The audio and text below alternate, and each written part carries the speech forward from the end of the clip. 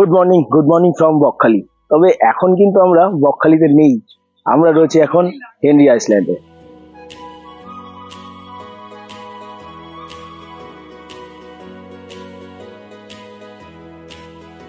তো নতুন একটা ভিডিওতে সকলকে স্বাগত।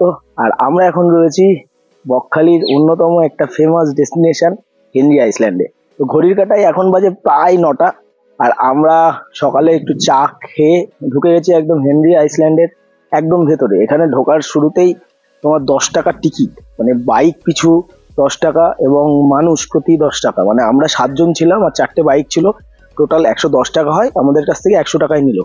এবার আসি এখানে কি কি আছে। এখানটায় একটা সি বিচ আছে, বেশ সুন্দর যেটা শুনলাম।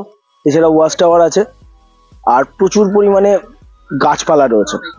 পুরো জায়গাটাই সুন্দরবন ট্যুরিজম প্রপার্টির আন্ডারে রয়েছে, তারাই দেখাশোনা করে এবং যথেষ্ট মেনটেনেন্স করে। তো তোমরা বকখালি আসলে অবশ্যই এই জায়গাটা একবার হলেও ভিজিট করো।